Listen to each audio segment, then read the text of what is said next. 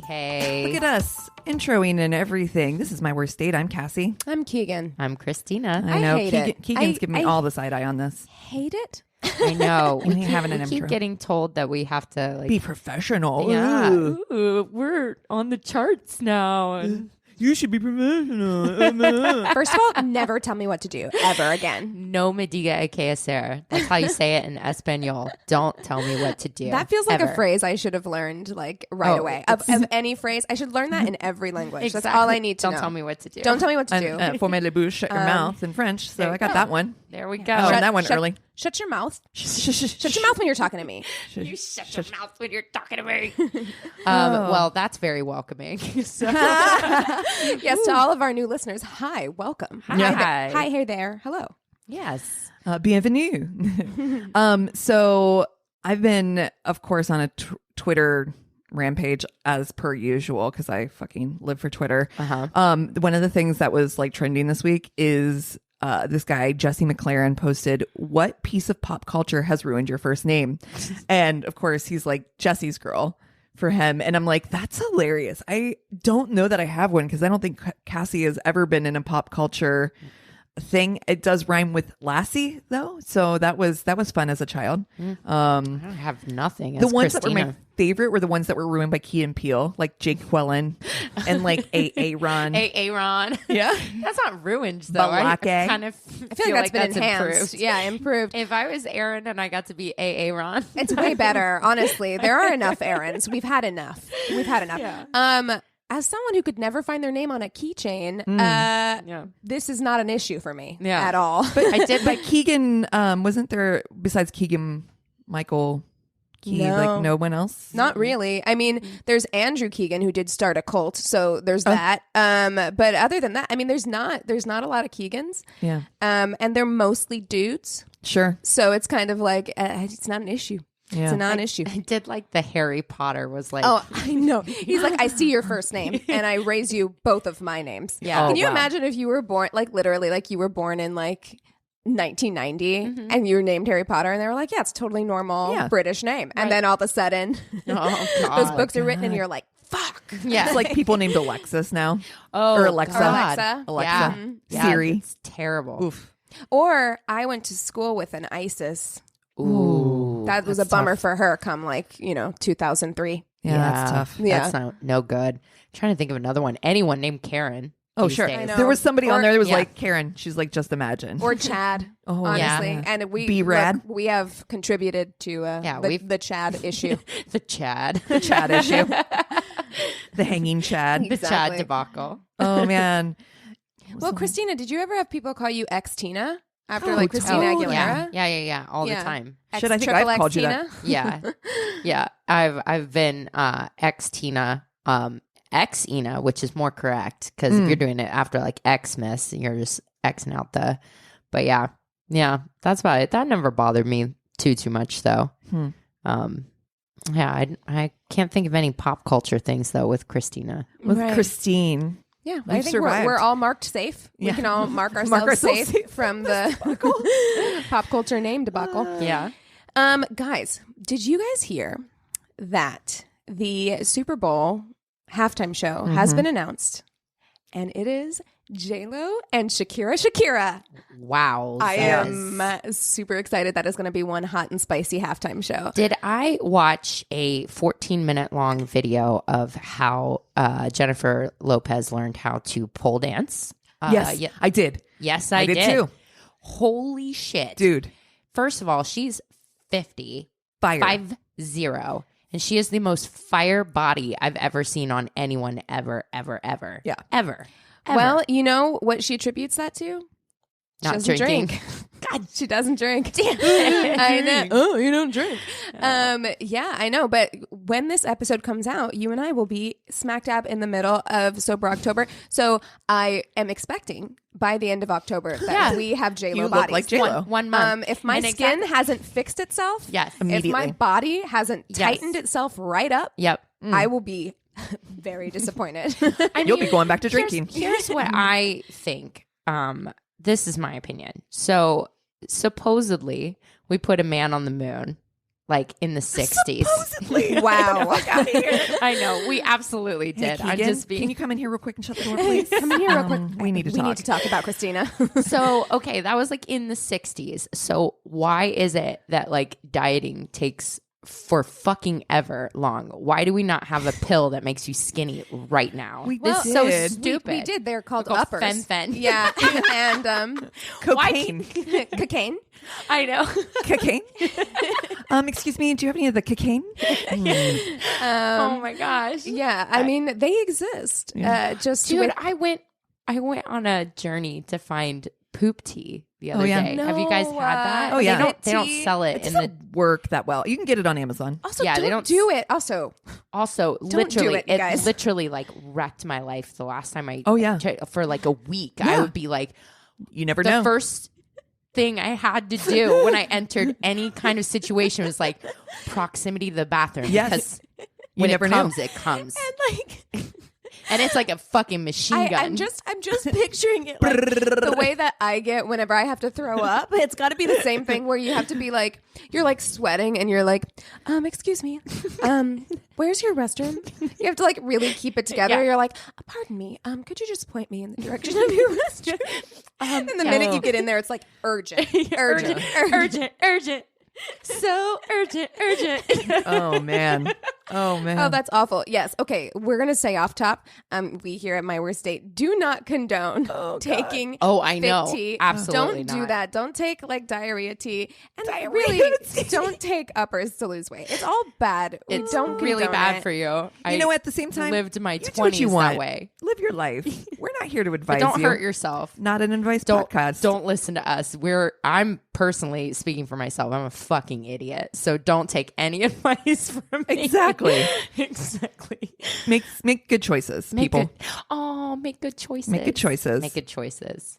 What else do we have going on? Oh, we are continuing our going down the rabbit hole of different personality quizzes that you can take Because it's fun. It is First of all, fun. it's so fun. If somebody out there wants to make a BuzzFeed quiz of like which My Worst Date girl Yes. you are, we are open to Oh that. my God, we need completely to know. because doing tests, doing quizzes is just fun. It's the funnest. Yeah. It's the best. And a long time ago, I had done this. And look, And you before- guys did it first, Yeah. and Yeah. then encouraged me to do it. I had done it and a just long like Ravenclaw, time ago. I actually picked mine. Yep. And so I'm going to say off top before people come for us in our mentions or our inbox. We know that the Myers-Briggs test is faulty science. Like we absolutely. get it. It was created by like HR people. Yeah. We know. However, I feel like mine is fairly spot on. So Yeah. So No, there's that. Mine's pretty good. All right. So what's yours? Your personality, Myers-Briggs. My personality, I am an ENFP, and if you want to get detailed, it's an ENFPT, and it's the campaigner personality type. So my like little introduction is the campaigner personality is a true free spirit. They are often the life of the party, but unlike types in the explorer role group, campaigners are less interested in the sheer excitement and pleasure of the moment than they are in enjoying the social and emotional connections they make with others. Charming, independent, energetic, and compassionate. Thank you so much. The 7% of the population that they comprise can certainly be felt in any crowd. Oh my God. You're like me? Hair flip. Well, I am an architect personality. I am an INTJ/A, and it's pretty spot on as well. It can be lonely at the top. Don't I know it? Being Such a Capricorn. Oh my God. being one of the rarest personality types and being among the most capable people, architects know this all too well. They make up Such a just Capricorn. 2% of the population, and women with this personality type are especially rare. It can be difficult for architects to find people who can keep up with their nonstop analysis of everything. Whoa. It's like, ouch. You're like, things I think? I feel heard and seen. People with this personality type are imaginative, yet decisive, ambitious, yet like their privacy, curious about everything, but remain focused. It's so funny. So when you guys were telling me about this and you guys were like, I'm an INFSPRQ. And I'm like, I have no clue what you're talking about because I've never done this quiz before. Yeah. And we were going through them. And just like knowing I was a Ravenclaw, just by this sheer small description, I was like, I bet I'm an entertainer. And then I took the quiz and I'm a goddamn entertainer. Yeah. I also, know myself. Know thyself. It makes sense that you're an Aries and an entertainer. Yeah. I'm like, I might as well be a Leo and an entertainer. It's the same, right? Like that is. So the introduction is, if anyone is to be found spontaneously breaking into song and dance, it is the entertainer personality type. It's true. Entertainers get caught up in the excitement of the moment and want everyone else to feel that way too. No other personality type is as generous with their time and energy as entertainers when it comes to encouraging others, and no other personality type does it with such an irresistible style. I see that. I do feel like what's the letter breakdown? Oh, sorry. Let me go back to it real quick. Boo, boo, boo. ESFP. ES. Is there an S? ESFP. So sensing. Oh, okay. So it's extroversion or introversion, right? Yeah. I'm extra. You're extra. Extroversion. And you're introversion. Sensing, which is me. And intuition, which is you guys, right? Yep. And then how to make decisions, thinking or feeling.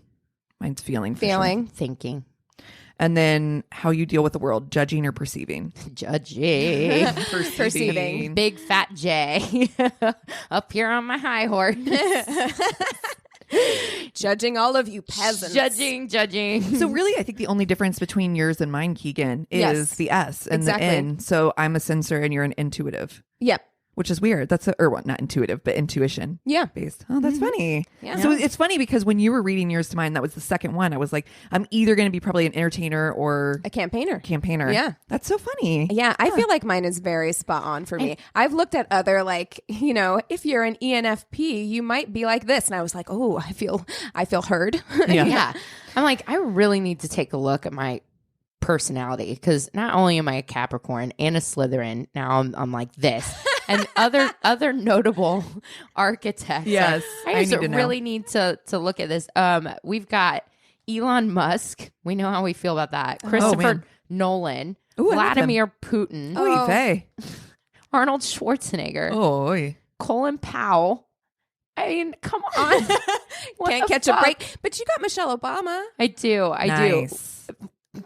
Just like... It's really Tywin Lannister. He's not even a real person. I hate that they do characters. He's kind of the worst too. Like Tywin Lannister is the worst. Not a nice guy. I need to take a deep look inside myself. So find my heart, I guess. Mine are other campaigners you may know: Robert Downey Jr., Robin Williams, Quentin Tarantino. Oh, offensive. Russell Brand. Kelly Clarkson. Will Smith. Meg Ryan. Michael Scott from The Office. Spider-Man. Phil Dunphy. Yes, I love Phil Dunphy. Oh my God. Peter Millark. Oh, don't love that. But and Carrie Bradshaw. And Willy Wonka. Willy Wonka. Yeah, there you go. All right. Well, pure imagination. Entertainers. Surprise, surprise. Elton John. Marilyn Monroe. Yep. Yeah. These seem right. Jamie Oliver. Adele. Oh, you got good ones. Jamie Foxx, Steve Irwin, Miley goddamn Cyrus. Dude, I quit. I can't do any more of these personality Adam tests. Levine. I can't feel any more bad about to your personality. My Game of Thrones character is Ygritte. Ygritte. Yeah. Yeah. Okay. Yeah. They didn't give me a Game of Thrones Captain character. Marvel. Ooh. Yeah. I always had my thing to hang my hat on where I was just like, oh, okay, maybe I'm getting older or whatever. Maybe my looks are fading, but I still got a killer personality. And now I'm learning. I'm like, absolutely do not. Well, listen, I would say that one Michelle Obama makes up for that's true. 5 That's Elon true. Musks. That's true. Yeah. Michelle Obama is a fucking queen. So we should do a fuck, marry, kill with these guys. That would be fun. Okay. Your Myers-Briggs twin. Yeah, I'm going with the best. The only one I have, Michelle Obama. So I'm gonna go with Robin Williams. I think I'm gonna go with Jamie Foxx. Okay. Jamie Foxx. Yeah. Okay. This is Okay, I know what I'm gonna do. Actually, I do know what I'm gonna do. I'm gonna marry Michelle Obama because that woman is gonna make you your best self. Oh, absolutely. She's gonna pull the best shit out of you. Yep. So I'm gonna marry her. Shit. God, this makes it hard. This makes it really hard because I don't know how I'm going to do this. I'm gonna fuck Robin Williams actually because I think that it would be fun. Yeah, it's gonna be fun.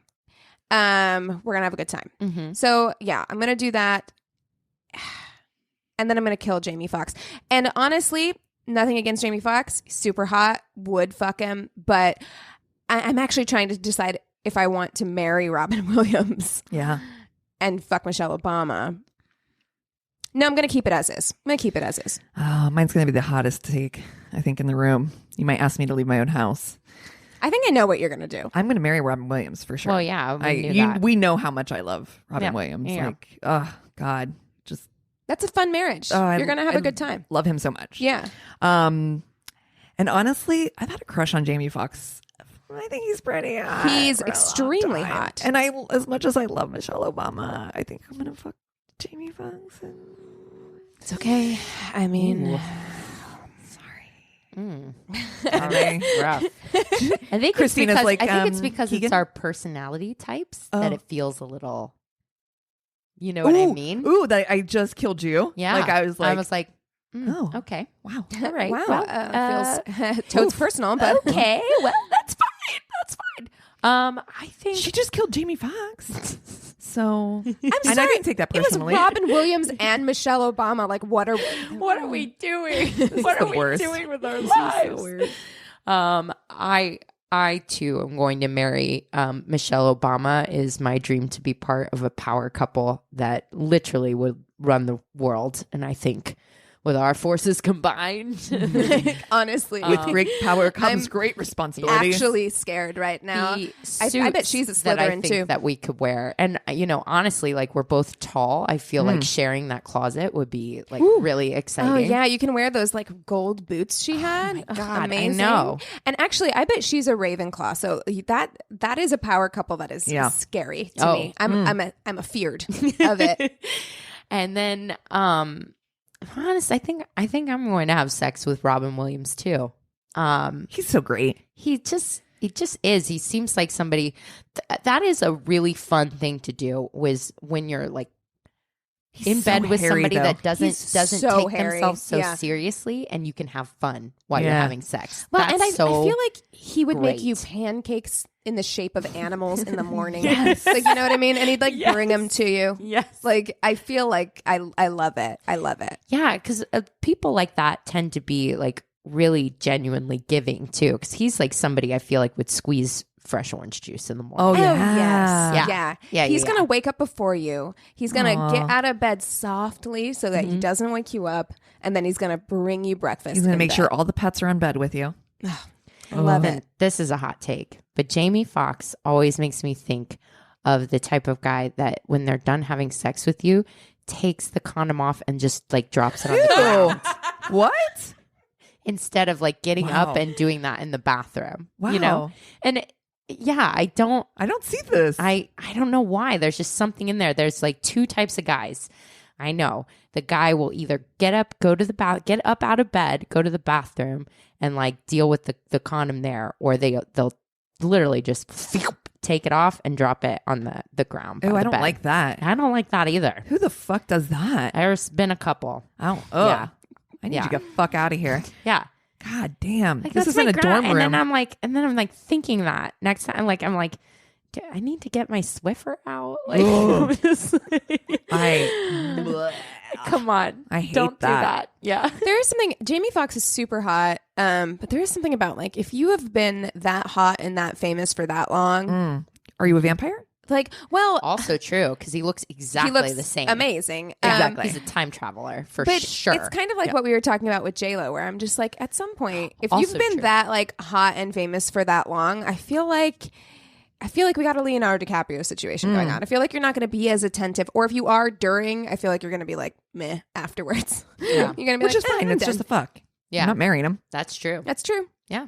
I mean, him and Katie Holmes were together for a long time. They were. Yeah. And I was rooting for them. Yeah. Yeah. Love's not real. So No. here we are to tell you. Yeah. So glad you came. Except for Will and Jada. Yes. That's real love right there.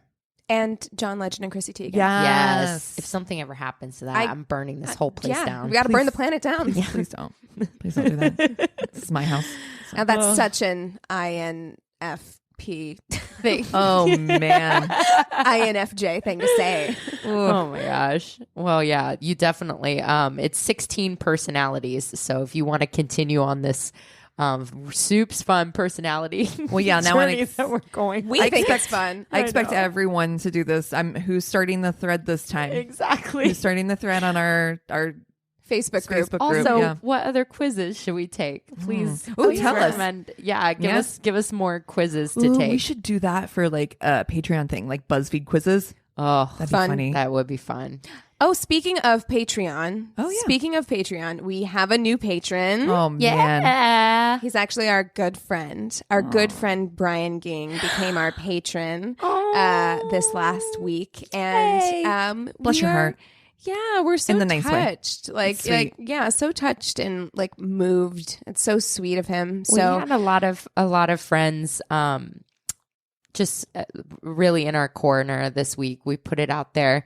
We got really close. Like we were at number 211 on the charts, closer than we've ever gotten. We really wanted to break 200 to get on, Apple Podcasts. When you scroll like top shows, you can see yourself at like 200. So we had a lot of friends like help us out and spread the word this week, and we are so grateful. Yeah, I feel very loved. Yes. And held by all of my friends. And we this did. week. We made it. We did. We did make it. So thank you again to Brian for his love and support, and to all of our friends and worsties who cheer us on and help us out every day. Love you guys. Love it. So you guys want to take a break real quick and come back with stories? Yeah. Oh. And we're back. Okay, so I have the first story today, and mine is spooky. Ooh. Spooky Halloween. Welcome to fall. Welcome to October. Okay. When I was 19 and in college, my mom took a job at an office near where I was going to school.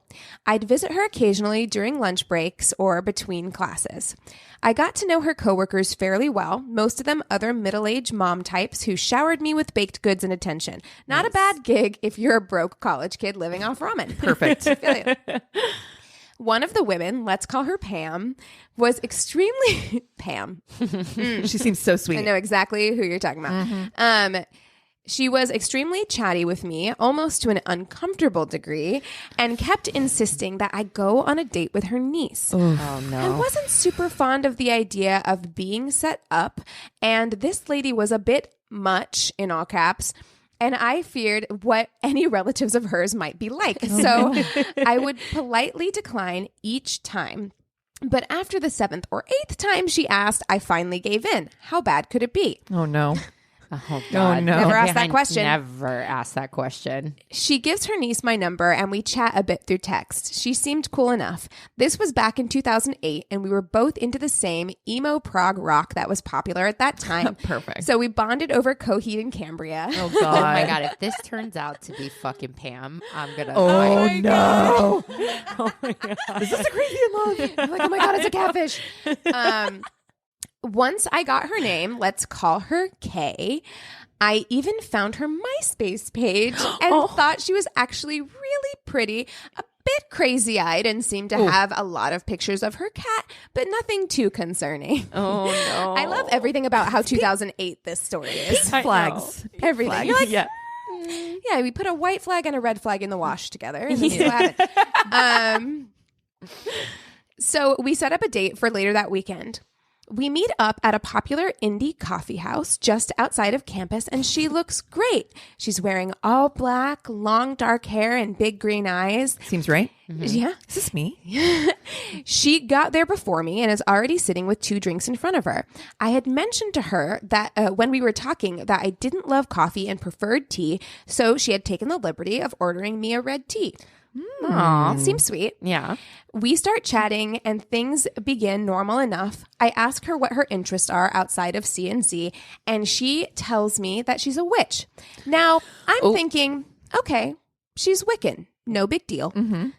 But she goes on to tell me all about how she became a witch when a demon spirit came to her in the night when she was 14 and she had to pledge her loyalty to him and give him her virginity. Oh. Things took a turn. Oh no. I was like, this is fine until no. He also gave her first familiar, the cat in all the pictures, who she regularly... What in the Sabrina teenage witch shit is this? What is happening? Who she regularly has conversations with. Oh, my. No. As a cat lover, it's a hard no. Yeah. It's like, bitch, you are not Melissa Joan Hart. What's Swipe left. happening? It's not Swipe going left. well.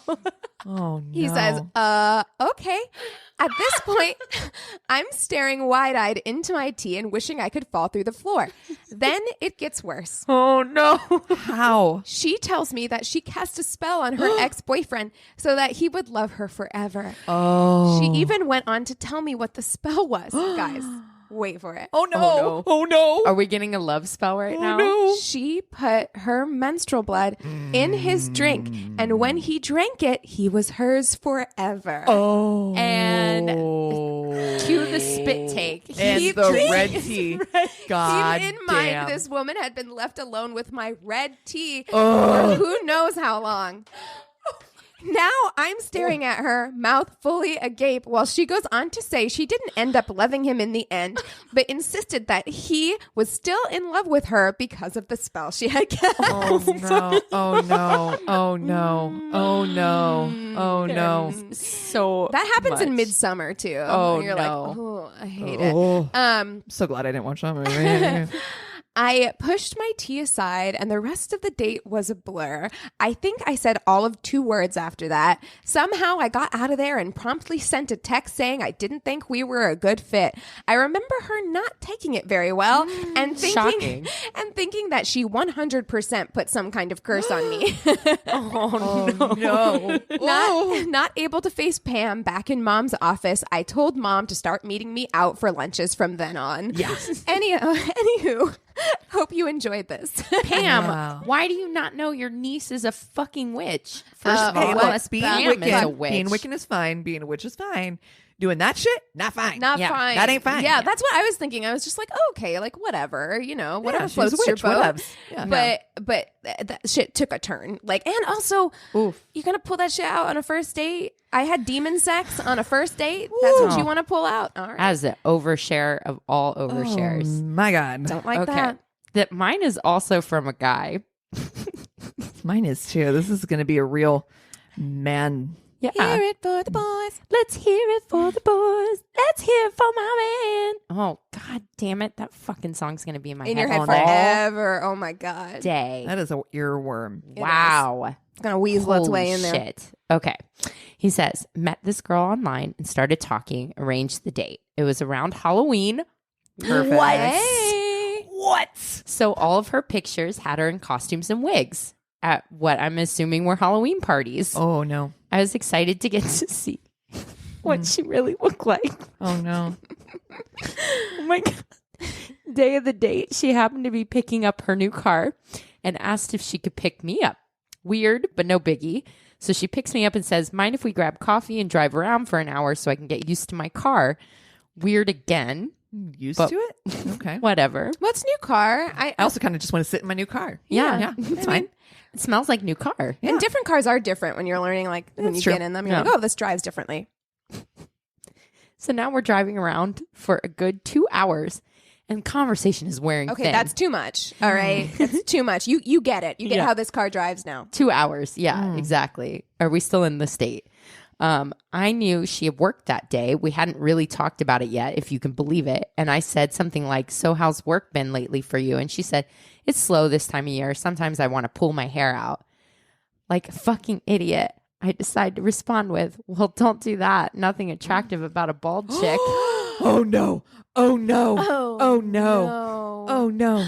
Oh, no. Oh, I want to. Oh, I want to no. crawl out of my own skin. To which she replies, it's probably a good time to tell you I have cancer. I'm actually wearing a wig right now. Oh, no. And suddenly it all clicked. The pictures with the wigs made sense. Oh, no. I didn't know what to do. You can't put your foot any further down your throat than I did. You can't backpedal out of that. I knew I had to say something, so I said, Oh, shit. I feel really embarrassed about what I just said. Maybe I should just go.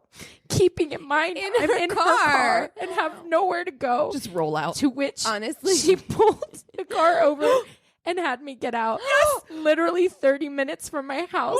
I had to call my mom to come and get me. I was 32 years old at the time. 32. Mom. I also love that she was like, you want to get out?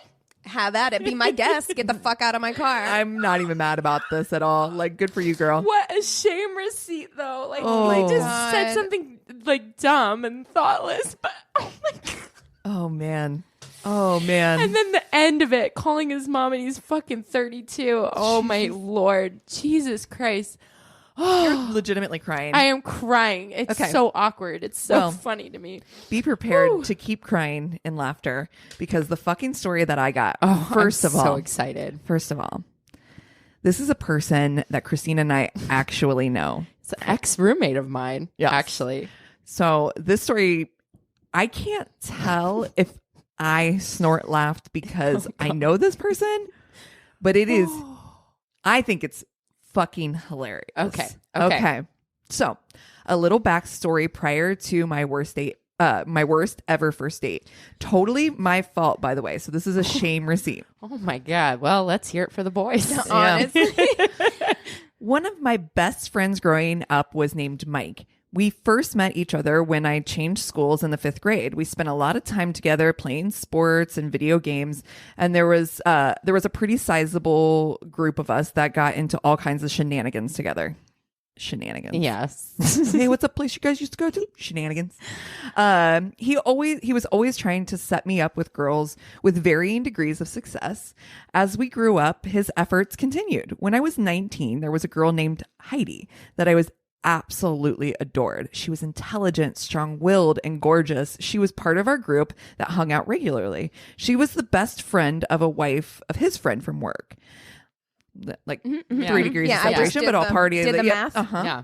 Yeah. Lots of trips, going out to dinner, playing cards, and underage drinking occurred. I finally got the courage to ask her out, and she accepted. Go me. So the night of the mythical first date arrives. The plan was a multi-date. I was to pick her up, and we would meet up with Mike and his wife and a few other friends, and this other couple that I did not know, to go to a haunted house. I had just gotten off work a little later than I was expecting and didn't have enough time to stop at home. I was starving. I start heading to her house to pick her up, and I was going to be borderline late. I needed to eat something because I was crazy nervous and my stomach was wrecking me. The only thing that was on the way was White Castle. Oh, no. Let's explain White Castle. I was just going to say that. Yes. So for any of you who are not familiar with White Castle, in the South, it's called Crystals. It is the It place. is from Columbus, It is Ohio. originated in Columbus, Ohio. The first time I ever had White Castle was in Ohio. White Castle Yeah. and Crystals are the same thing, but Crystals was started in Chattanooga, Tennessee, as far as I know. And they have these kind of like steamed, gross burgers. They're Tiny disgusting. little It burgers. smells Yeah. like you're like, oh, this smells like it was going to be good.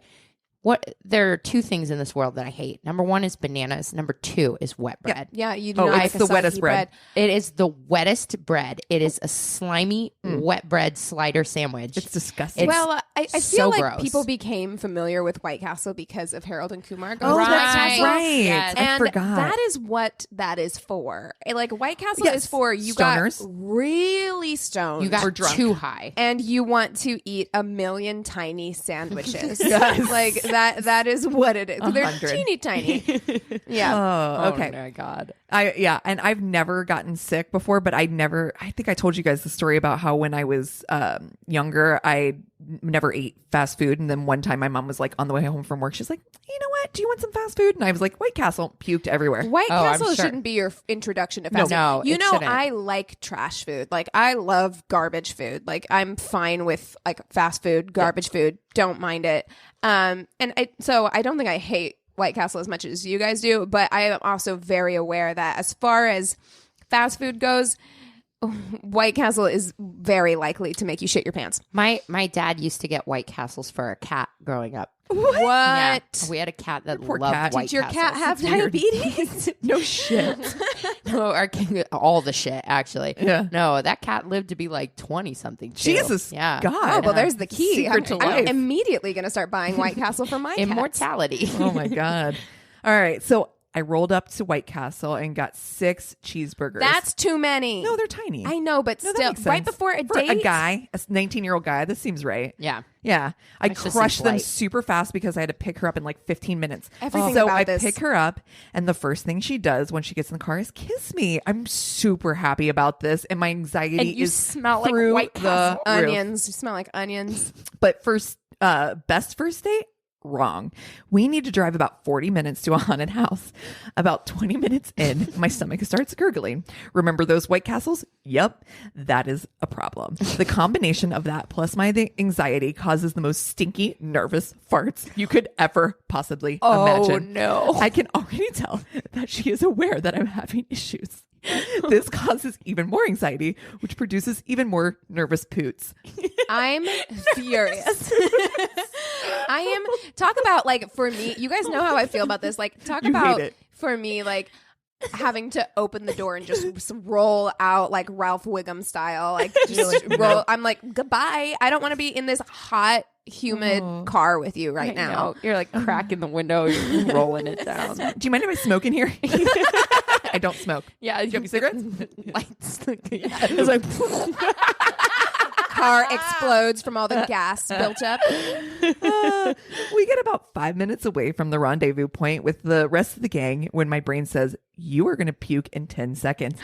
Fuck. So I pull over on the side of the state route and then that I don't remember and run around to the back of the car. I throw up so hard that I pop a blood vessel Shut in my up. eye. Oh my god. Oh my God. Here I am on the side of the road in BFE with a bloody eye and just ripping ass like it's nobody's business.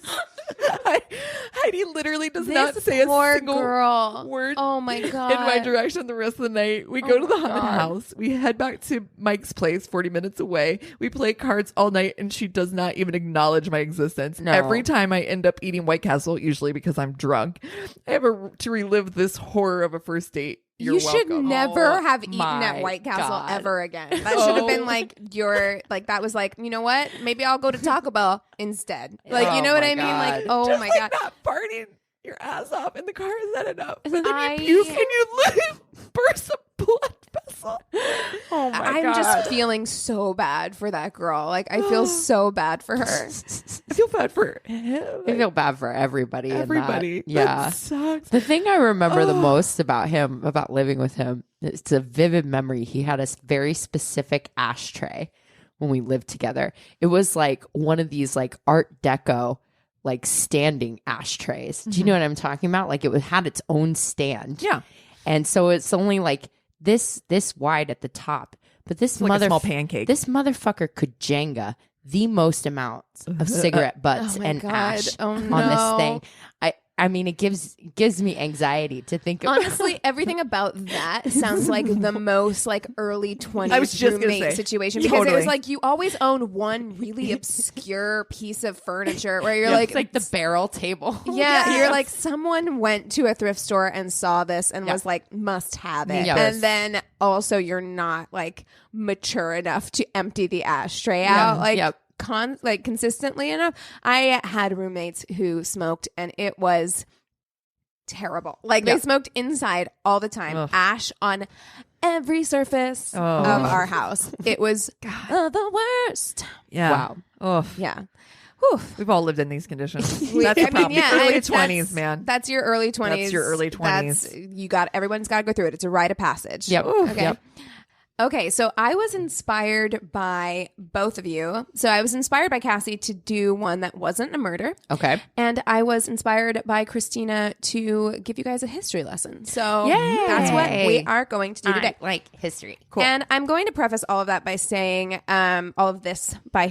that it is difficult to find like information, like accurate information about these things because they happened so long ago. Mm-hmm. And so I took the most interesting facts from the sources that I looked at to weave the best story together. So who knows if they are 100% accurate. I don't want you to be in my inbox as a historian actualing me. Oh, actually, don't. If there's more to the story and you are a historian, I would love to know. Message us. Yeah, message us. Let us know. But I got all of my information from royalcentral.co.uk, and also there's a new podcast called Noble Blood. Oh yeah, I've seen that. Yeah, it's How good. is it? I enjoy it. If you like great. history, I love it. They're short. They're like 30 minutes. Love it. They're good. I enjoyed it. So I listened to. They have an episode on this, and then I got everything else from that website. Sweet. So I'm going to tell you the story of King George IV and his wives. So his first wife is Maria Fitzherbert. Okay. Now, Maria Fitzherbert was born Maria Smith, and she was the granddaughter of a knight, and she was raised strictly Roman Catholic. At 18, she was married to a wealthy landowner who was twice her age, named Edward Weld, and 3 months into their marriage, Edward was thrown from his horse and died from his injuries. 3 months in. Wow. So because his death was so sudden and so early into their relationship, he had not done anything to his will. He had not made her his like beneficiary on his like will. So she was left with nothing, and all of his money went to his younger brother, all of his money and all of his estates. So she was, to avoid being completely like destitute, she had to get married right away. Mm-hmm. So she ended up marrying a man named Thomas Fitzherbert. So it's during her marriage to Thomas Fitzherbert that she has her first encounter with the Prince of Wales, George IV. So he was 18. She was 6 years older than him. And Maria and her husband are riding in their carriage, and she spots George on the street, and she like turns to tell her husband like, hey, I'm gonna get out here. There's the prince. Oh my God. Oh my God. There's the prince. And when she turns back to look behind her, he is running after the carriage. Ooh. They make eye contact. He is immediately like love at first sight. Holy I fucking shit. love her. Runs after the carriage behind her. Slow down. Yeah. Moving too fast food. Yeah, moving too fast food. And at the same time, she's like, that's the prince. So if you could slow the carriage down just a skosh. A taint, that'd be great. Yeah. She rolls out. She Ralph Wiggum's out of there. Out of the carriage. So 3 years into their marriage, Thomas Fitzherbert also passes away. Oh, jeez. And I've read differing reports on how he died. Like some say that he was kind of sickly. No one speculates that she killed him, but I mean, could have done. Did you guys see, maybe someone posted it on our wall, the like woman in Italy in the 1500s who may have like created this poison that you could buy. She like disguised it as cosmetics, and like every woman in Italy knew about these cosmetics. They were there's a special poison made of like belladonna and like all these different things. There's like, you bought these cosmetics to poison your husbands, and they speculate that like she learned the trade from her mother and she had passed it on to her daughter. It was like this big cosmetics business that every woman knew about, and it's called MAC. But yeah, it was like you better hope that your kids don't play dress up with your makeup. No, first of all. shit. Yeah. But I mean, I don't think Maria Fitzherbert killed her husbands, but when you create conditions in which you are forcing women to have to marry for their livelihoods, like when they don't love or care about a person, this is likely to happen. Right. But I don't think she killed Thomas Fitzherbert. But I've read differing reports on how he died. Like some reports say that he was kind of sickly throughout their marriage. Wait, what year is this? What time period is this? This is in the late 1700s or the mid 1700s. Oh, okay. Okay. So some say that he was like kind of sickly throughout their marriage and, you know, kind of died from a cough, which who knows what the fuck that could have been. Yeah, sweating sickness. And then some say that he died in anti-Catholic riot that occurred. So I have a feeling that it's probably one of those things where they were like, it doesn't sound very good or manly that he died of coughing. So let's say that he died in the riots. That's better. Yeah. It sounds better. Either way, she was now twice widowed at 24. So she's 24, 2 dead husbands at this point. Wow. After Thomas's death is when she actually meets Prince George face to face. So she's in mourning, and it said that her uncle was like, hey, you deserve a night out. Put your mourning to the side for like 1 second and go have a good time. Go to the opera. Go have a girls' night. Enjoy. Got you. So she goes out to the opera, and it turns out that her like opera box is facing Prince George's. So he sees her, immediately recognizes her as the woman that he saw in the carriage, and audibly, loudly in the middle of the opera is like, somebody, I need to meet her. Like, somebody go get her for me, which is a big no-no, like, because like the opera is going on and you're supposed to be all like whisper, whisper, whisper during that. So yeah, he was very loudly like, I need to be introduced to her. So they were introduced, and he immediately began pursuing her relentlessly. She was this like good Catholic girl, and so she wouldn't see him alone. She was she only ever saw him with an escort or a chaperone. But he invited her over to his house like constantly. He's like all Netflix the time. And chill. Yeah, baby. yeah. Sup. Baby. Hey, you up? Yeah, even at this time, he was kind of known to be a bit of a like playboy. Oh my god! So, He like wrote a letter. You up? you up? In calligraphy. He gave it to like a message carrier, and they rode a horse over to her house and handed it to her. And she just wrote back red and sent it back.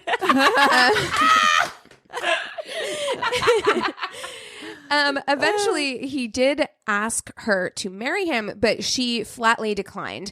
She knew that she could never marry him because she was Catholic, and legally, the heir to the throne could not marry a Catholic. There was the Act of Settlement in 1701, which forbade Roman Catholics from sitting on the throne.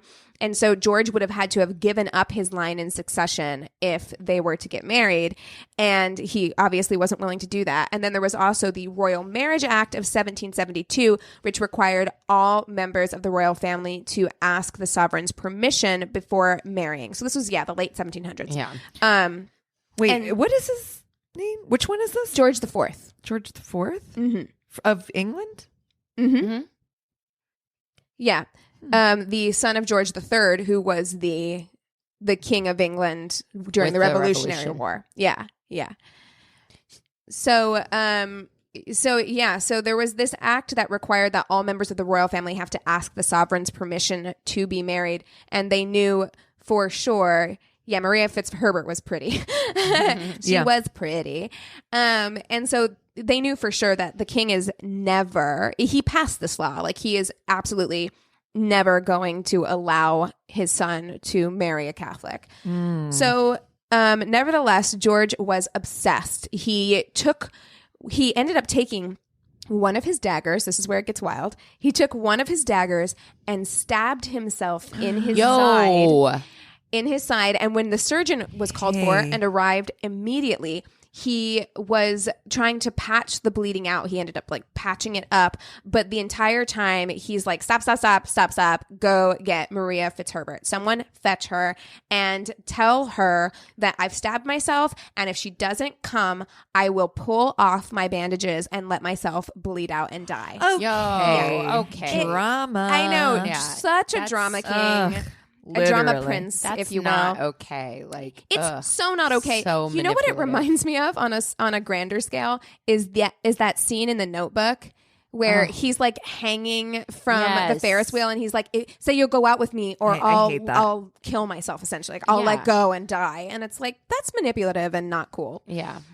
So of course Maria came, but she ended up going like, she was like, this is going to cause a scandal if I just go and meet the prince by myself. So she was like, one quick stop first.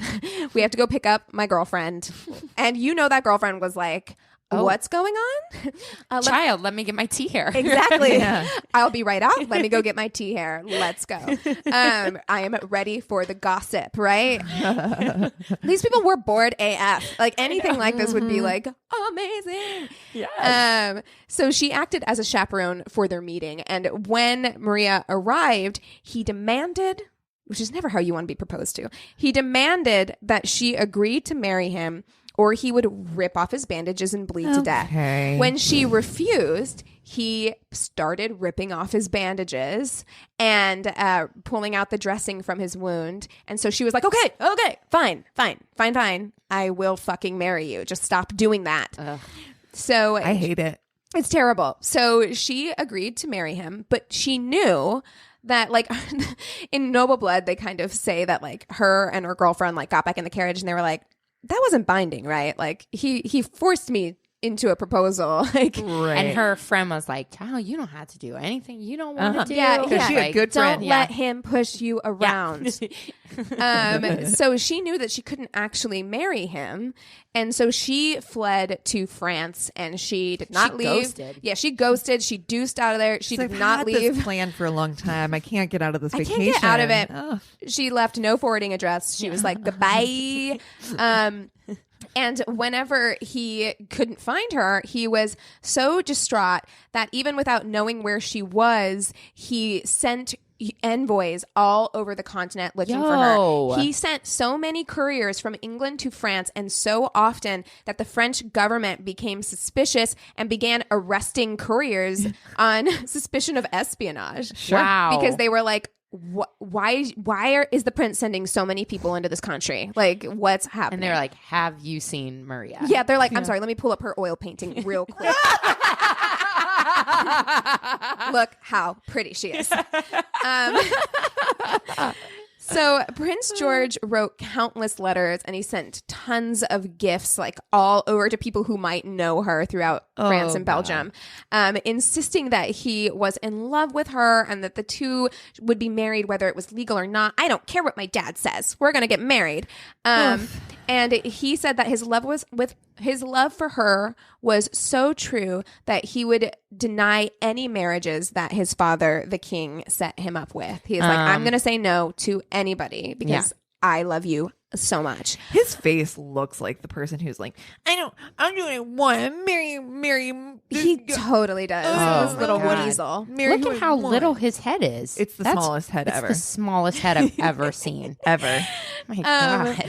And so after a year of essentially being like exiled, Maria was worn down, first of all. He wore her down.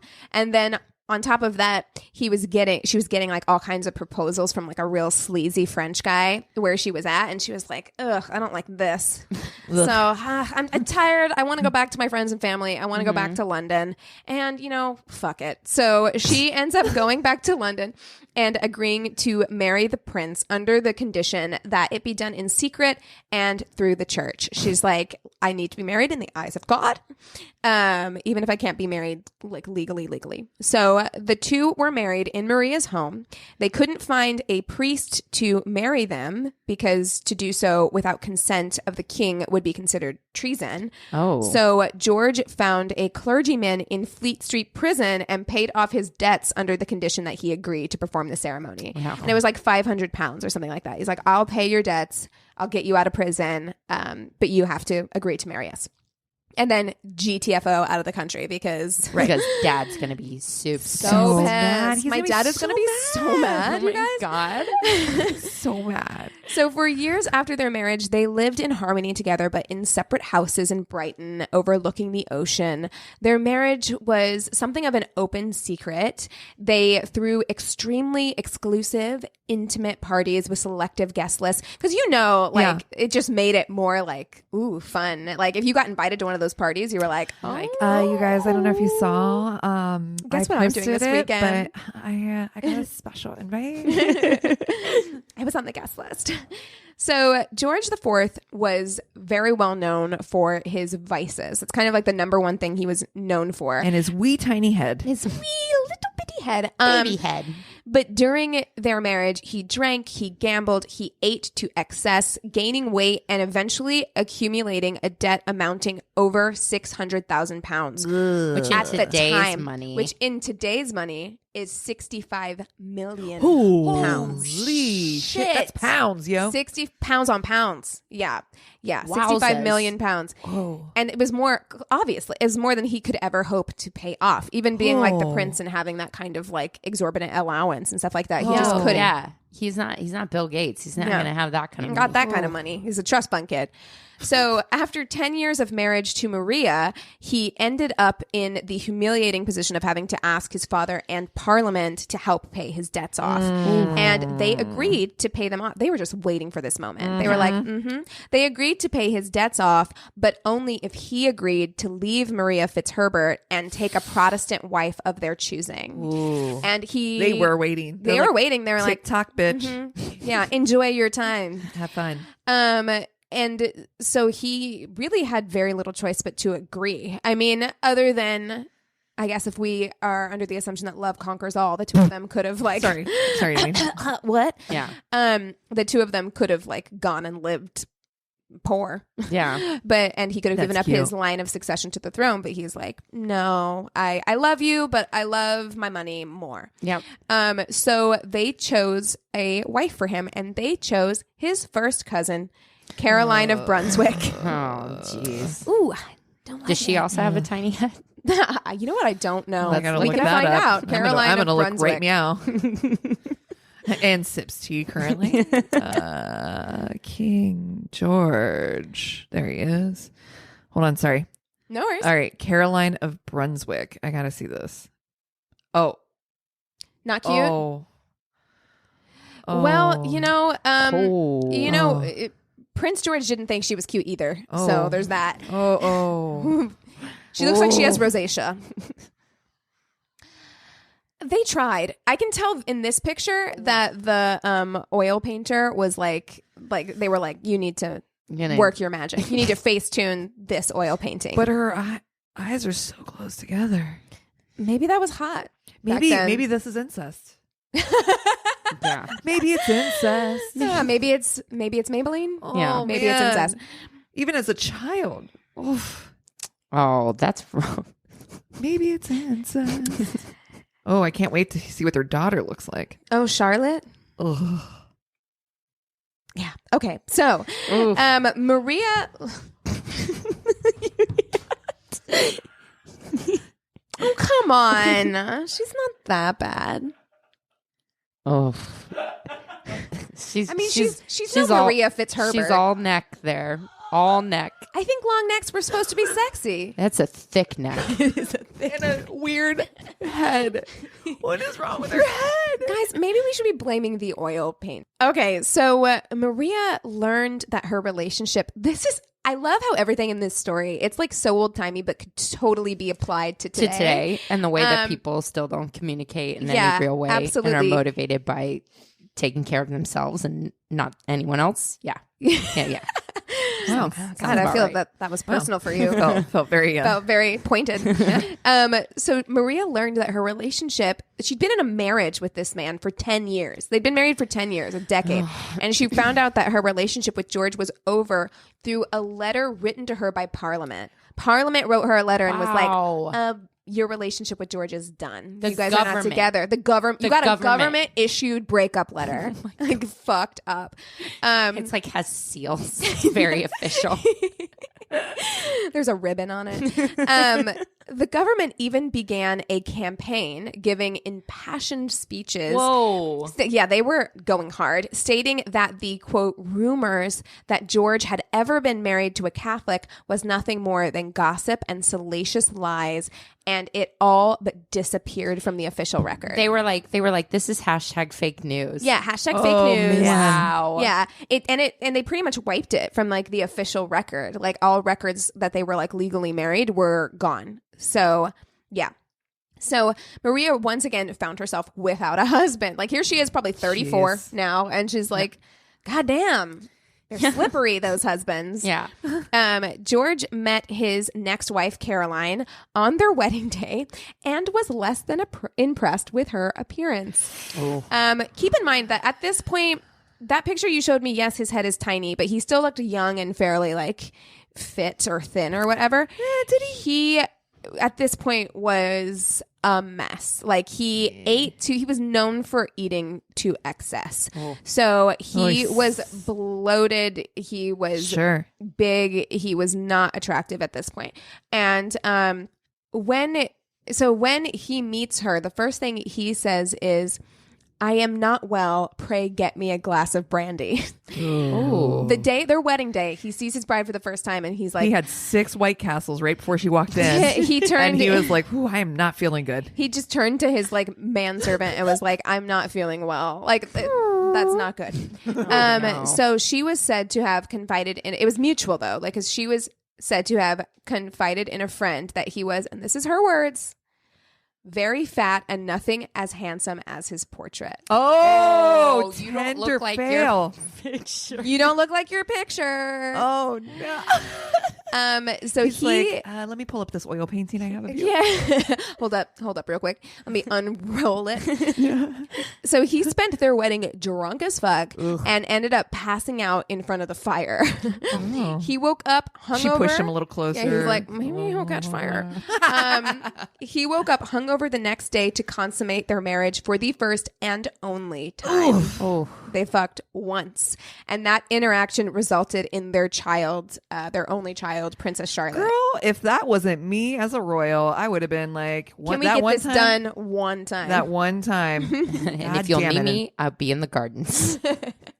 Goodbye. Always. So after the birth of their daughter, he was so sick of Princess Caroline that he bribes her to leave England and travel the continent, which she happily does. Yeah. Neither of them makes a secret of how unhappy and loveless their marriage is. And by all accounts, Caroline goes out and she has herself a grand old time. Good for her. She starts wearing less and going out more. Okay. She's like hanging out. She's hooking up. Things are good for her. So I'm like, okay, get yours. Yeah, that's fine. exactly. Go ahead, Caroline, get yours.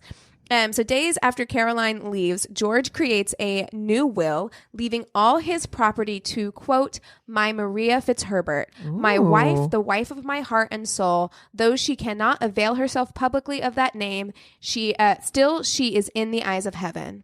Was, is, and ever will be in mine. That was signed. The wet ink was so wet, and he accidentally fell off his horse. It's like, I don't know what happened. That's weird. So weird. Does he even have anything to leave at this point? Yeah, I don't know. I mean, I guess all of his debts are paid off, and he probably does get like a monthly allowance or something, I would assume.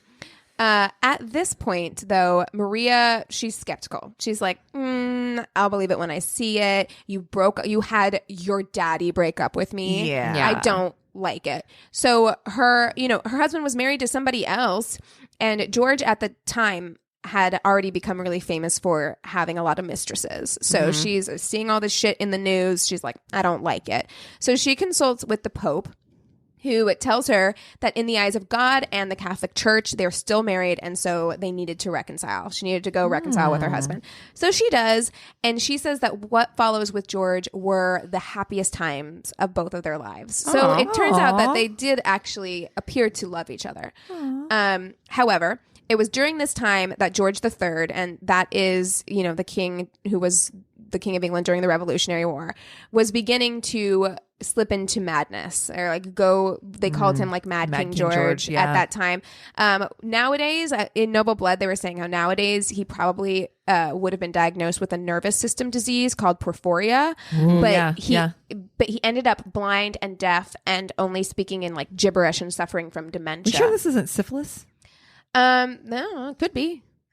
When George III lost all touch with reality, eventually he just became really out of touch with reality. Parliament officially named George IV as regent in his father's stead to make all the decisions. And to celebrate this new position, George IV threw a party. When Maria arrived to the party, she found that there was no place for her at the table. Usually there was a seating for her at the table. Very awkward. And a drunken George IV called her Mrs. Fitzherbert. And essentially denounced her and told her, like, he basically mean girled her. He like, you can't sit with us. Like, told her to go find her seat. Like, she'd have to sit according to her position is what he told her. So she was fucking humiliated. She'd been humiliated. She rolled out her marriage certificate and was like, my position, bitch. My motherfucking position. I made a copy of your will. I keep it in my purse at all times. Would you like to see it? She was like, here it is. You said I was the wife of your heart and soul, bitch. Receipts. What the fuck? Receipts.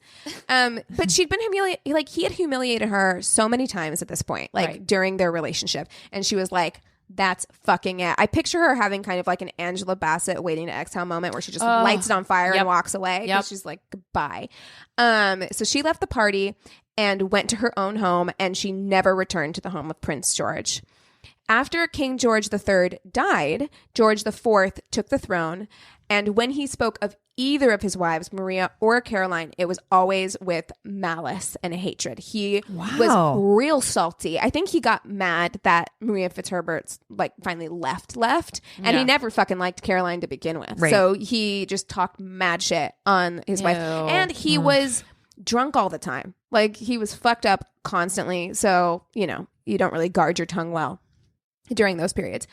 So when George was being coronated, Caroline came back from her trip. She's like, what's up? I'm about to be queen. I've been sunned. I've been sunned. I've gotten a little tan. I don't know if I got my nails done. I got my nails did. Yeah. Got a new weave. What's up? So she traveled back from Europe in order to be crowned queen. Right? Like, she's like, all right, I don't like my husband, but this queen shit we are. Seems legit. Yeah. So when she arrived at Westminster Abbey, she was said to have told the guards, "The Queen, open. I am the Queen of England," only to have the gates closed in her face and be turned away. George didn't want her there, so the guards turned her away. So she became kind of, even though because people hated George IV so much, they tended to side with Princess Caroline most of the time in the press. This was just too juicy for the gossip rags not to like pick up. And so she became the laughingstock of London. After retreating from Westminster Abbey, and ended up dying 3 weeks later at the age of 53. Oh, yes. Shit. She was buried under the inscription, "Here lies Caroline, the injured Queen of England." Ooh. Ouch. Don't like that. Final burn, huh? Yeah, right? Get it in. One last dig. So George IV was not loved in England throughout the rest of his reign. He was known for his excesses and lived out the rest of his life alone with various mistresses. He was an obese alcoholic who was addicted to laudanum, which is like opioid drops, and who commissioned a special corset to be made to contain his 50. He had a 50-inch waist, so when he had a portrait taken, he had a special corset made to try and make himself appear like stronger and fitter. Yeah. Seemed like a really like just fun person. Yeah, a great person to hang out with. He drank more for breakfast than I'll have on an entire Friday night. Like, he drank some, like, at each meal, like for breakfast, they broke it down. It was like several glasses of brandy, several glasses of champagne, several glasses of scotch. Like, for breakfast. For breakfast. Morning. I know. I say this and like we're recording. It was like 10:50, and I was like, listen, these agua frescas are 4% alcohol by volume. We have to say we were on the White Claw train first. If you haven't tried the spiked agua frescas, very delicious, very especially good. The mango flavor. Yeah. Big fan. So, Yeah. And so in addition to that, so his breakfasts were not only did he drink a lot, but he ate like an entire day's worth of food for breakfast and then continued to do that throughout the day. And his daily doses of laudanum exceeded 100 drops per day. Good Lord. Yes. And I say all of this not to be fat shaming, but because it is relevant, because he actually ends up dying because he ate himself to death. He like ruptured his like insides from eating so much. Wow. Like that's how he ends up dying. So I didn't even know you could do that. yeah, apparently. Shit. Yeah. Dude, you haven't seen Seven? Oh, true. Oh, that's Whoa. true. What's in the box? That's true. What's in the box? So towards the end of his life, he wrote to Maria Fitzherbert asking her to come to him because he feared he didn't have much time left.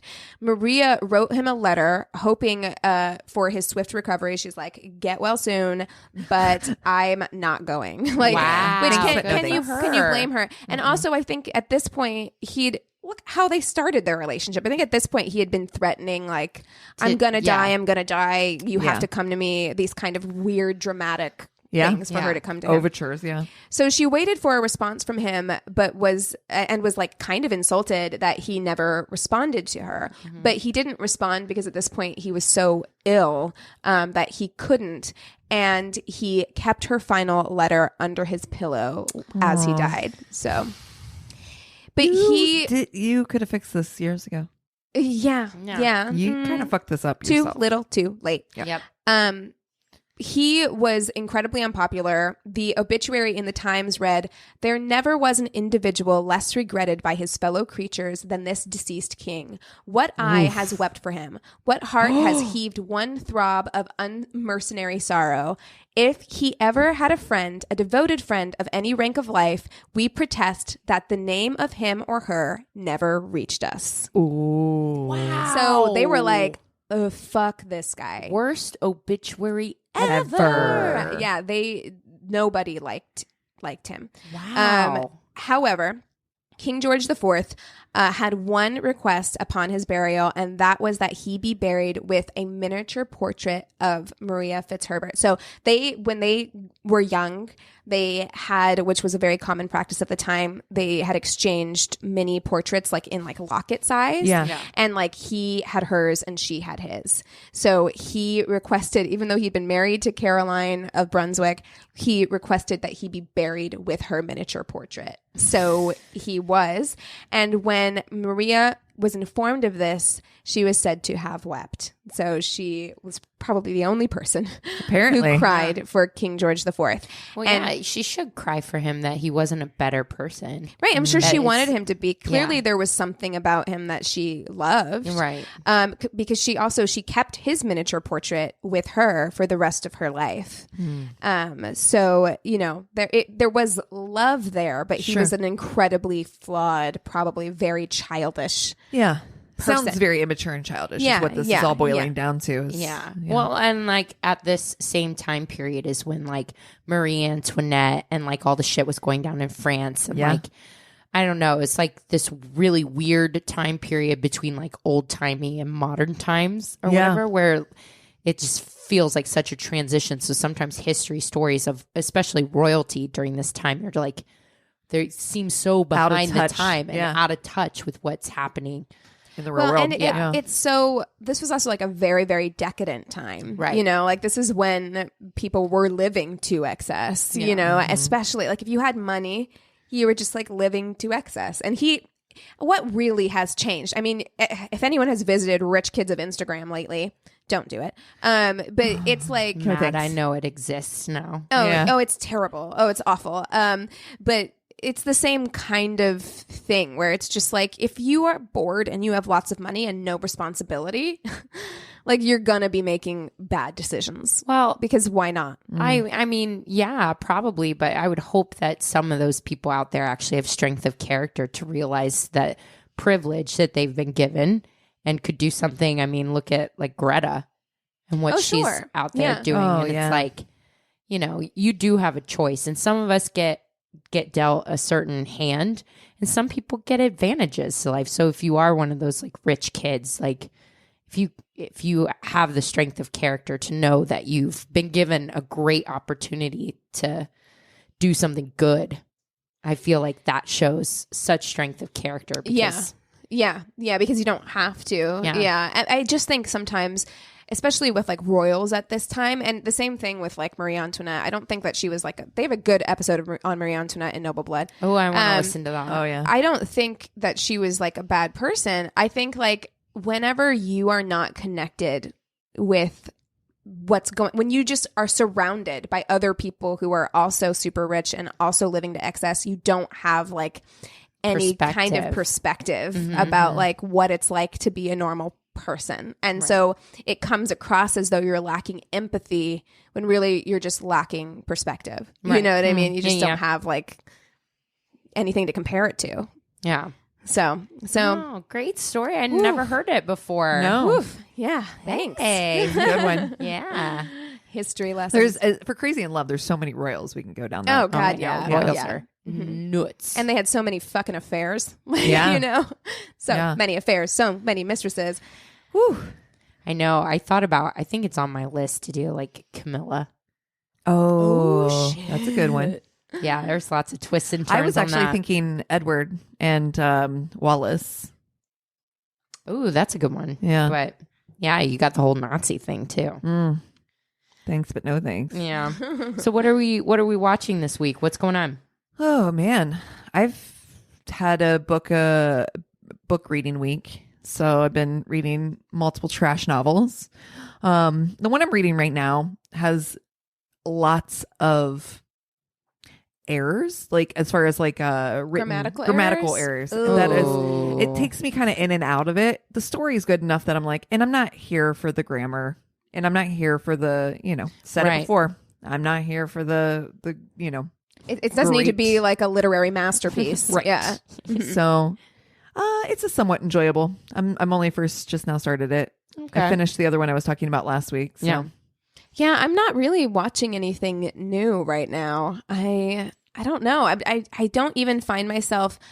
I thought I was worried that whenever I left my job, that like in my downtime, I was going to get caught up in like sitting and watching a lot of shows. No. I just don't because actually I feel like I'm watching less because when I am at home, I'm actually like working because when you work for yourself, you're kind of like hustling.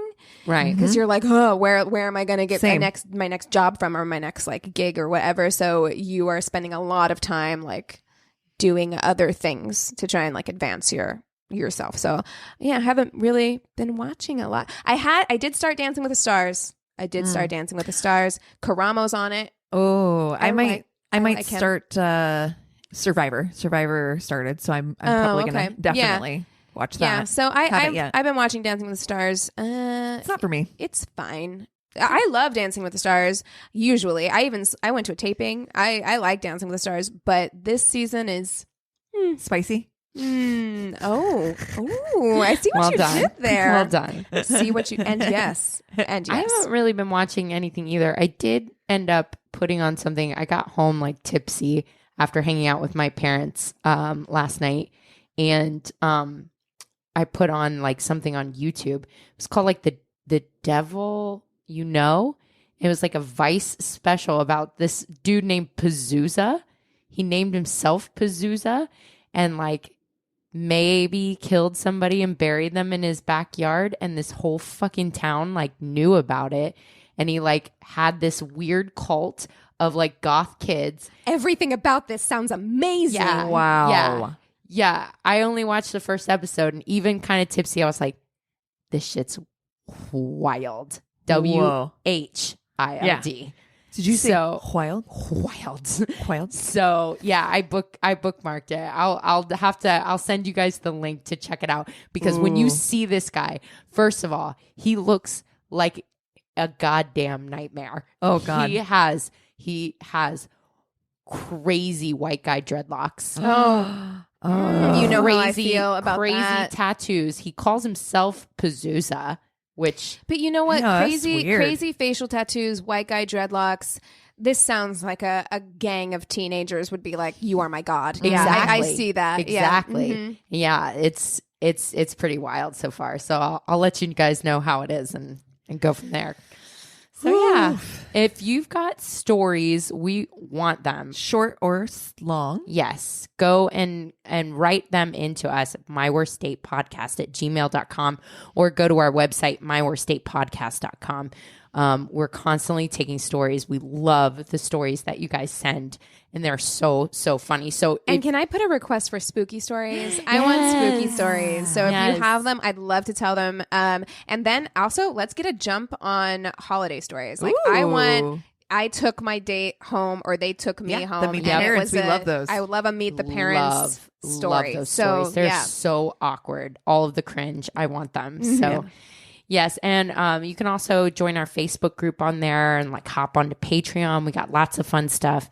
And yeah, that's pretty much it. Awesome. Yeah. Thank you guys so much. We love you. Cheers.